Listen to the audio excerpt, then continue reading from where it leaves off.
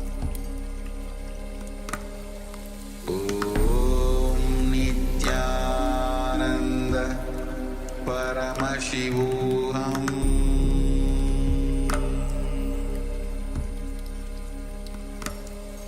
Om Nithyananda Paramashivoham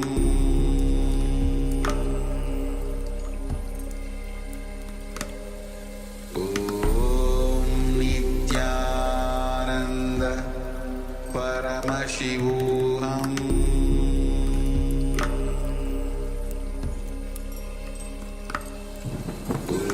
Om Nithyananda Paramashivoham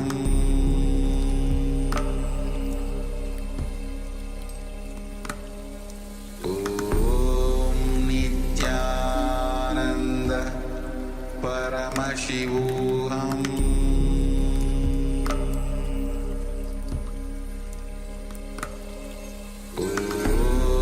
Nithyananda Paramashivoham Paramashivoham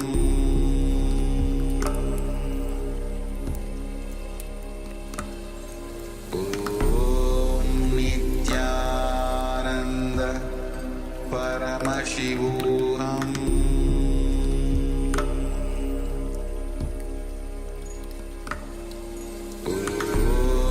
Nithyananda Paramashivoham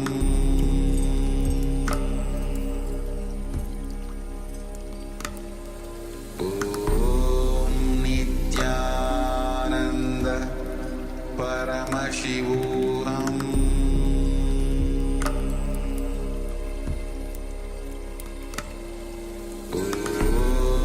Nithyananda Paramashivoham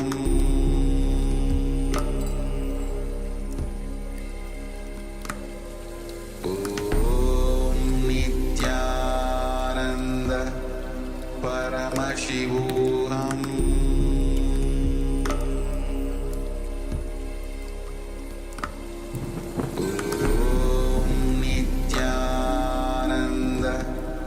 Paramashivoham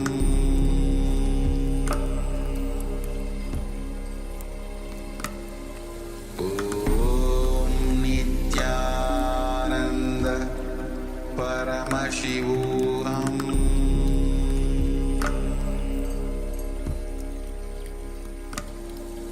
Om Nithyananda Paramashivoham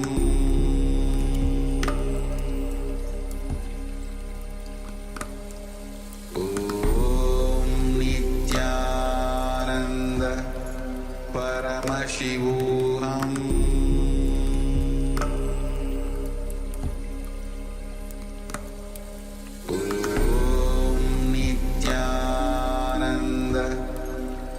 Paramashivoham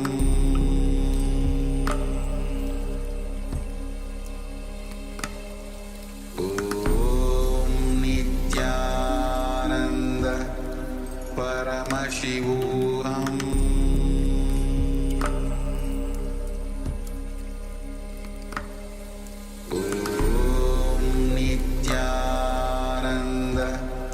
Paramashivoham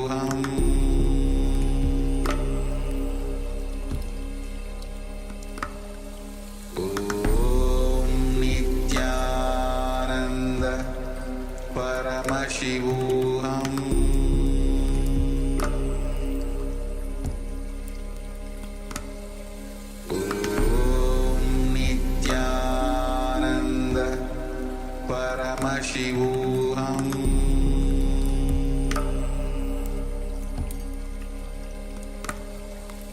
Om Nithyananda Paramashivoham